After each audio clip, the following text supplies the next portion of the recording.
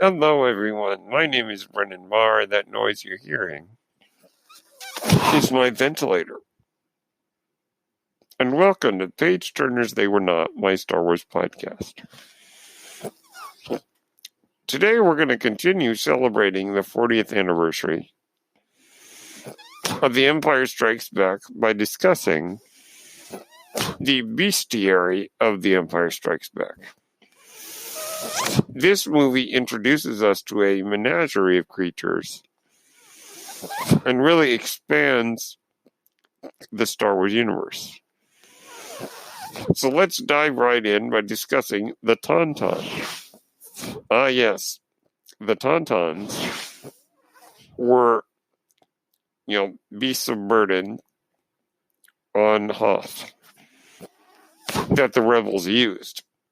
Now, it would seem that Tauntons were native to Hoth, or at least lived in large numbers on Hoth. That would be my assumption. And they're really interesting creatures in their kind of take the place of horses. They're kind of like they're like kangaroos in a way, I think is how Mark Hamill described them. Kangaroos with horns and kind of goat kangaroo combination. They're very interesting looking creatures and brought to life by some wonderful special effects, go motion and puppetry, and proved to be very reliable creatures and creatures that work well in the cold.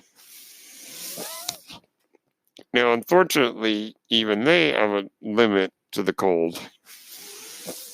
And it makes me wonder where they dwell. We don't really see. I imagine they dwell in caves or somewhere, because if Han Solo's Tonton died as a result of the extreme temperatures, it does make me wonder where Tauntons lived during really intense conditions. But thank goodness they had that creature, because in a rather disgusting way, Han Solo decided to put Luke inside it. What you think about is really gross, but hey, if it kept him alive, well, at least while Han was able to get the shelter up, then okay, that disgustingness was worth it. That makes me wonder how slimy Luke was after he got out of that thing. That Tauntaun, as I said on my commentary, was jokingly nicknamed Artax on the Jedi Alliance show several years ago.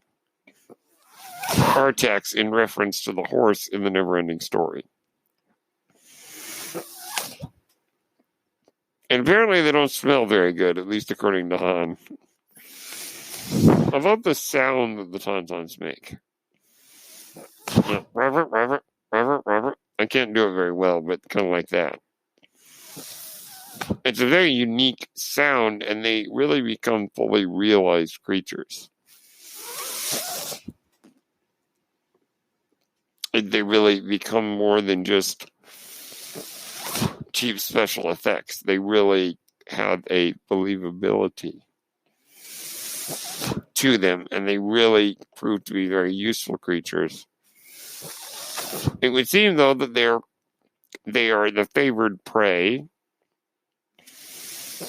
of our next creature, which is, of course, the Wampa. Now, as we see, right after Han Solo gets back to the Rebel base in the beginning of The Empire Strikes Back, we see the medical team examining a Tauntaun that's lying on the ground. Apparently, there was a deleted scene in Star Wars where it was shown that So Wampas had gotten into the rebel base. I'm assuming that their examination of that tauntaun is because it was attacked by a Wampa. But we'll never know because that deleted scene I don't think counts as canon. But it would make sense to me that a Wampa got into the base and attacked a tauntaun. Now, it seems to be that tauntauns are the favored prey of the Wampa, evidenced by the bones of a Wampa we see embedded in the wall the bones of a tauntaun embedded in the walls of the Wampa's cave. Now, the Wampas are pretty cool, I think, and pretty scary. They're, abominable snowmen, yetis, basically. And the scene when Luke is attacked by the Wampa still is scary, I think, even now to me, and it certainly made me jump as a kid. To see the Wampa just kind of come out of nowhere. And then its arm comes out and knocks Luke off and grabs the tauntaun. That close-up of the Wampa's face is pretty scary. Now, we know that in the original cut of the film, the scenes in the Wampa's cave could not show the Wampa in full because the Wampa costume looked awful. Yeah, I've actually seen the on-the-set footage. There is some behind-the-scenes footage you can find on YouTube of them trying to film with the Wampa suit. It was the worst-looking thing. And the deleted scene I mentioned earlier about the Wampas getting into the rebel base, those Wampa suits looked horrendously awful. Well, I'm really glad that in the original cut they used the less is more approach, where you really only see the Wampa's torso as it moves. You see its arm.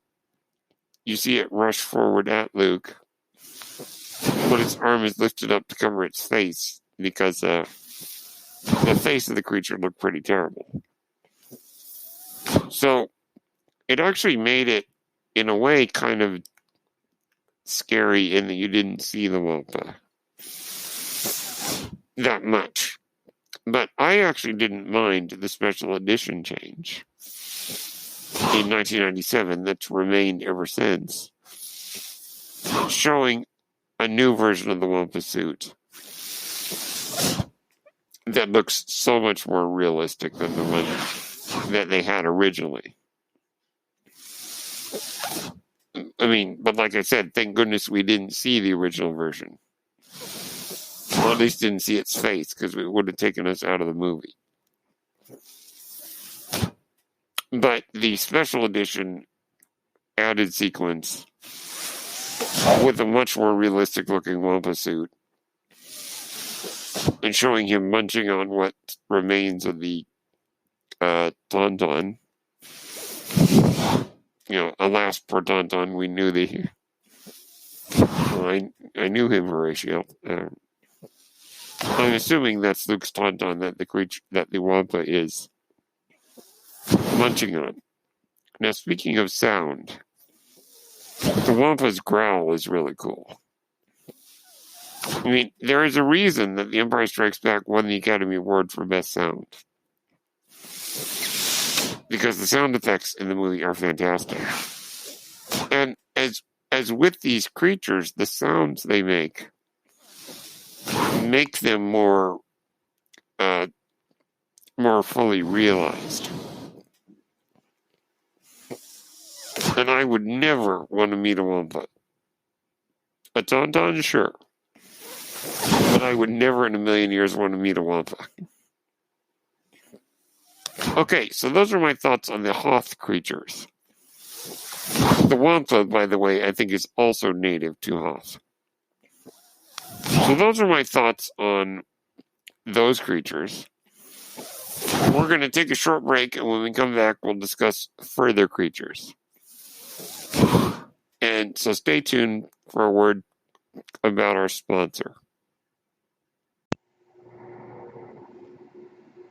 Hello there, this is Brennan Marr, host of Page Turners They Were Not, a Star Wars podcast. And I'm here to tell you about Anchor. Anchor is the best way to make a podcast. Why is that? Well, first off, it's free. Yes, you heard me right. Anchor is free. Anchor has all the tools you need to make a podcast from your phone or your computer. Anchor will distribute your podcast for you on various platforms, including Spotify and Apple Podcasts. You can make money from your podcast. And get this, with no minimum listenership.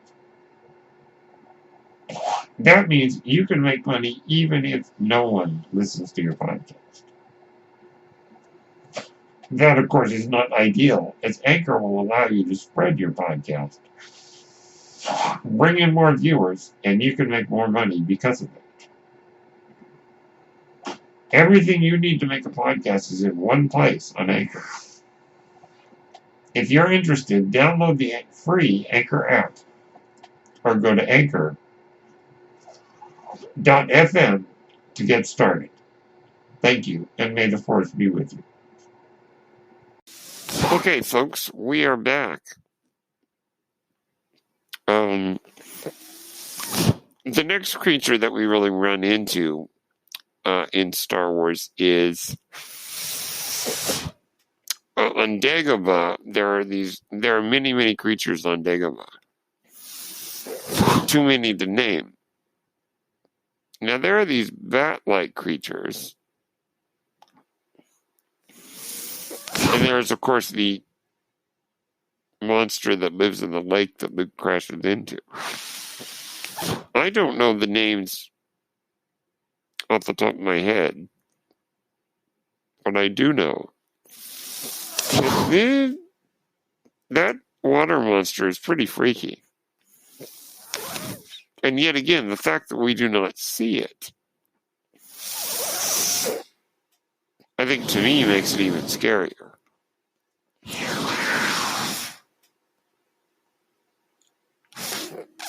Dagobah is definitely a planet that I would not want to live on. Way too many creepy crawlies, lizards, snakes. Lizards don't bother me. Snakes are... well...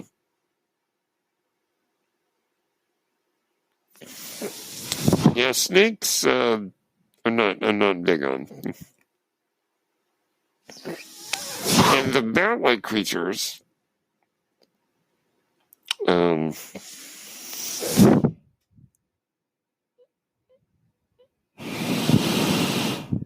not exactly sure what they were called, but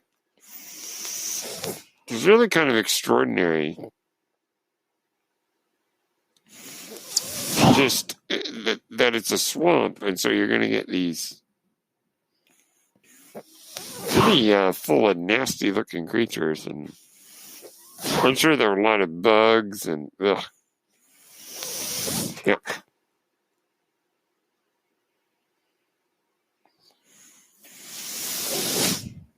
So yeah, it's pretty wild. Now those bat-like creatures, which we saw, I had always assumed that Yoda was one of them. This was when I was a kid. When I was a kid, that's how I kind of thought of it. Yeah, that he was that Yoda was a bat, which kind of actually makes sense. That just reminded me, and I had not planned to say this, but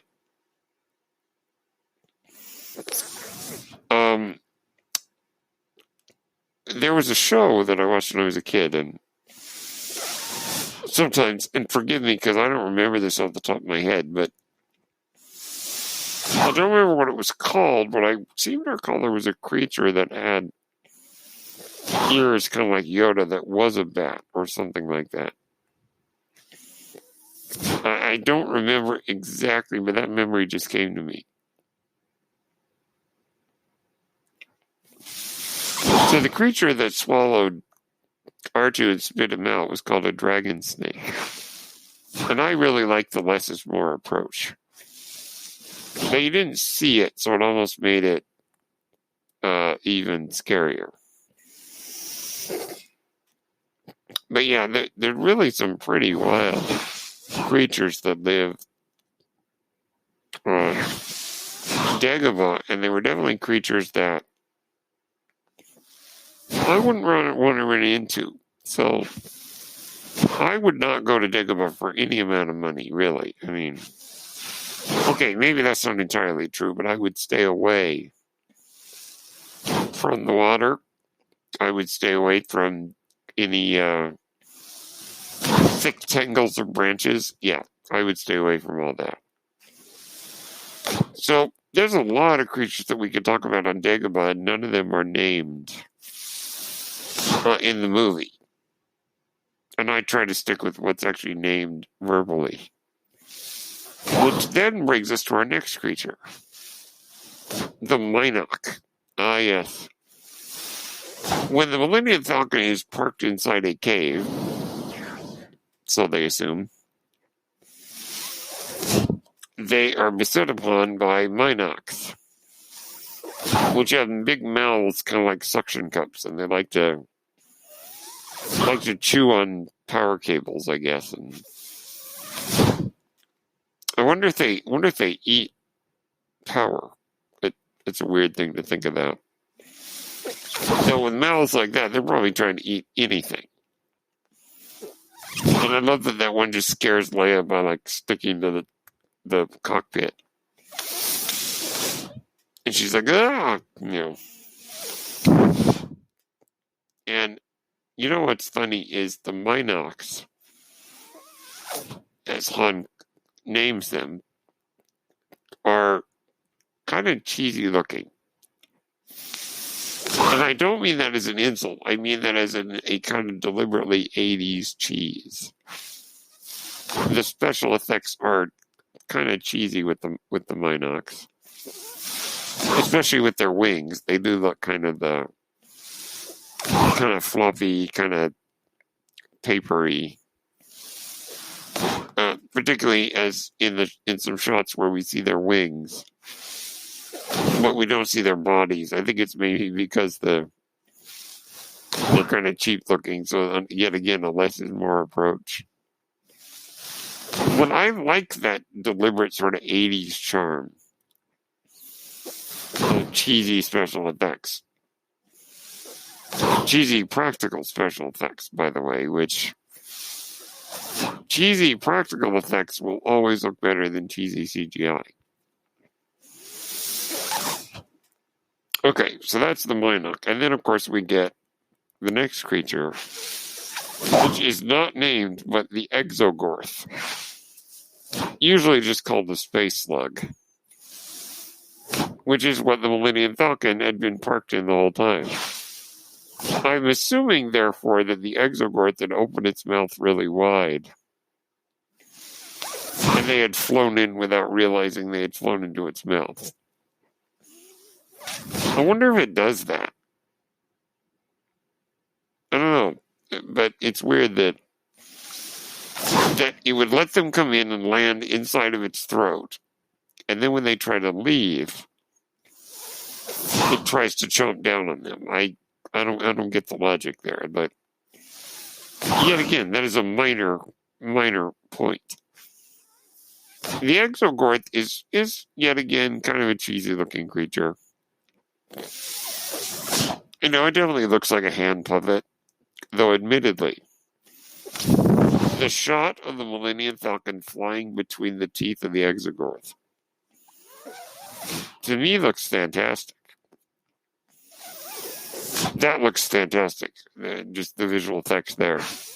But the Exogorth itself is not the most impressive visual effect. And I'm not exactly sure the logic of the creature. And if you think about it, the Exogorth is the kind of creature that would probably get people to complain about it on Twitter if the movie came out today. I don't know, just a thought. So that's the Exogorth. The name of the creature is never said out loud, but that is the term for it. But we'll just call it the space slug. Okay, and that brings us to our last creatures, but sentient creatures, and that are the Ugnaughts on Cloud City. Now, I don't know what planet the Ugnaughts are native to, but they're not native to Bespin because I don't think Bespin has a surface. It might. I'm not sure. I think it's supposedly a gas planet. Or something to that effect. So, the Ugnaughts are those little pig-like laborers in Cloud City. And we've seen them in other canon sources, and it seems that they're very good mechanically. So they're often working maintenance, they're often working more in the industrial areas, and it seems that they're very industrial on Cloud City. I love their little keep-away fight with Chewbacca. Yeah, I don't think that scene makes a lot of sense, why they're doing that, but I guess it's just to show Chewie being frustrated with other life forms, kind of like he is with the Porgs in The Last Jedi. And the Ugnaughts also make some really, really cool sound effects, you know. Yet again, Minox, Exogorth, everything sounds great in The Empire Strikes Back. And, of course, the Ugnaughts are all played by little people. It's really amazing. The Empire Strikes Back had 3 times the budget of the original film, and so they were finally in a position where they could play in that universe. Like a kid with a toy box. You know, and so George Lucas and friends were able to really play in that universe and create some really neat new things. And the Ugnaughts, of course, being a sentient species, I think deserve their own episode. So those are my thoughts on the menagerie of creatures that we see in The Empire Strikes Back. Creatures which add a lot of flavor to the Star Wars universe. So those are my thoughts. Let me know what you think about the creatures of this film. My name is Brendan Marr. That noise you hear is my ventilator, and thank you for tuning in to Page Turners They Were Not, my Star Wars podcast. May the Force be with you.